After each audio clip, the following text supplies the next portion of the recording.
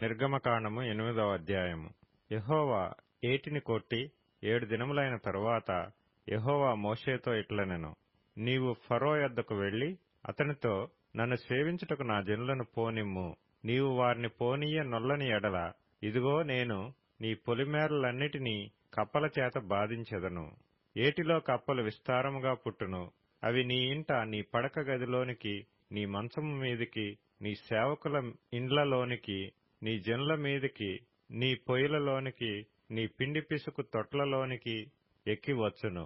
ఆ కప్పలు నీ మీదికి, నీ జనుల మీదికి, నీ సేవకులందరి మీదికి వచ్చునని యెహోవా సెలవిచ్చుచున్నాడని చెప్పుమనెను.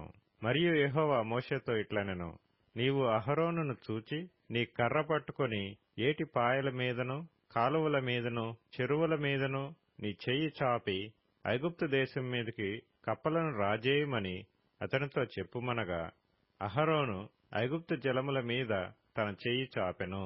అప్పుడు కప్పలు ఎక్కి వచ్చి ఐగుప్తు దేశమును కప్పెను. శకునగాండ్రు కూడా తమ మంత్రముల వలన అలాగు చేసి ఐగుప్తు దేశం మీదికి కప్పలను రాజేసిరి.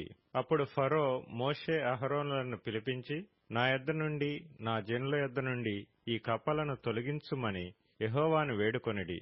అప్పుడు యెహోవాకు బలి అర్పించుటకు ఈ ప్రజలను అగత్యముగా పోనిచ్చెదనెను.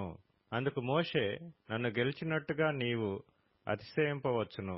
ఈ కప్పల శేషము ఏటిలోనే ఉండునట్లును, అవి నీ మీదను నీ ఇండ్లలోనూ ఉండకుండా చంపబడినట్లును, నీ కొరకును, నీ సేవకుల కొరకును, నీ ప్రజల కొరకును నేనెప్పుడు వేడుకొనవలెనో చెప్పుమని ఫరోను అడగగా, అతడు రేపే అనెను. అందుకతడు, మా దేవుడైన యెహోవా వంటి వారెవరునూ లేరు అని నీవు తెలుసుకొనున్నట్లు నీ మాట చొప్పున జరుగును. అనగా కప్పలు నీ యొద్ద నుండియు, నీ ఇండ్లలో నుండియు, నీ సేవకుల యొద్ద నుండియు, నీ ప్రజల యొద్ద నుండియు తొలగిపోవును. అవి ఏటిలోనే ఉండుననెను. మోషే అహరోనులు ఫరో యొద్ద నుండి బయలు వెళ్లినప్పుడు యెహోవా ఫరో మీదికి రాజేసిన కప్పల విషయములో మోషే అతని కొరకు మొర్రపెట్టగా, యెహోవా మోషే మాట చొప్పున చేసెను. గనుక ఇండ్లలోనేమి, వెలుపలనేమి, పొలములలోనేమి కప్పలు ఉండకుండా చచ్చిపోయెను. జనులు వాటిని కుప్పలుగా వేసినప్పుడు భూమి కంపుకొట్టెను. ఫరో ఉపశమనము కలుగుట చూచి యెహోవా సెలవిచ్చినట్టు తన హృదయమును కఠినపరుచుకుని వారి మాట వినకపోయెను. అందుకు యెహోవా మోషేతో, నీవు నీ కర్ర చాపి ఈ దేశపు ధూళిని కొట్టుము. అది ఐగుప్తు దేశమందంతటను పేలగునని అహరోనుతో చెప్పుమనగా, వారు అట్లు చేసిరి. అహరోను తన కర్రను పట్టుకుని చెయ్యి చాపి ఆ దేశపు ధూళిని కొట్టినప్పుడు పేలు మనుషుల మీదను జంతువుల మీదను ఉండెను. ఐగుప్తు దేశమందంతటను ఆ దేశపు ధూళి అంతయు పేలాయెను. శకునగాండ్రు కూడా పేలను పుట్టించవలనని తమ మంత్రముల చేత అట్లు చేసిరి కాని అది వారి వలన కాకపోయెను. పేలు మనుషుల మీదను జంతువుల మీదను ఉండగా శకునగాండ్రు, ఇది దైవశక్తి అని ఫరోతో చెప్పిరి. అయితే యెహోవా చెప్పినట్టు ఫరో హృదయము కఠినమాయెను, అతడు వారి మాట వినకపోయెను.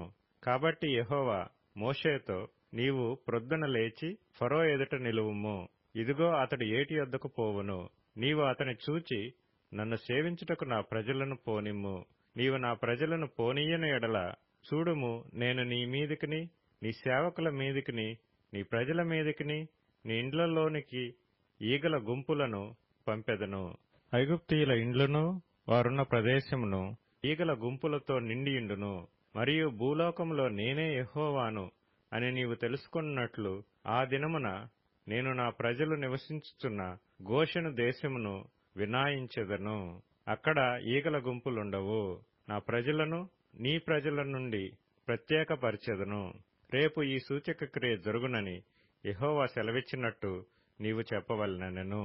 యెహోవా అలాగు చేసెను. బాధకరమైన ఈగల గుంపులు ఫరో ఇంటిలోనికి, అతని సేవకుల ఇండ్లలోనికి వచ్చి ఐగుప్తు దేశమంతటా వ్యాపించెను. ఆ దేశము ఈగల గుంపుల వలన చెడిపోయెను. అప్పుడు ఫరో మోషే అహరోనులను పిలిపించి, మీరు వెళ్లి ఈ దేశములో మీ దేవునికి బలి అర్పించుడని వారితో చెప్పగా, మోషే, అట్లు చేయతగదు.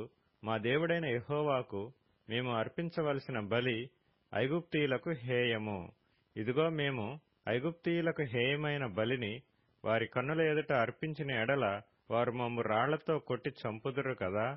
మేము అరణ్యములోనికి 3 దినముల ప్రయాణమంత దూరము పోయి మా దేవుడైన యెహోవా మాకు సెలవిచ్చినట్లు ఆయనకు బలి నర్పించుదుమని అనెను. అందుకు ఫరో, మీరు అరణ్యములో మీ దేవుడైన యెహోవాకు బలి నర్పించుటకు మిమ్మును పోనిచ్చెదను గాని దూరము పోవద్దు, మరియు నా కొరకు వేడుకొనిడనెను. అందుకు మోషే, నేను నీ యొద్ద నుండి వెళ్లి రేపు ఈ ఈగల గుంపులు ఫరో యొద్ద నుండియు అతని సేవకుల యొద్ద నుండియు అతని జనుల యొద్ద నుండియు తొలగిపోవునట్లు యెహోవాను వేడుకొందును. గాని యెహోవాకు బలి అర్పించుటకు ఫరో జనులను పోనీయక ఇకను వంచన చేయకూడదని చెప్పి ఫరో యొద్ద నుండి బయలువెళ్లి యెహోవాను వేడుకొనెను.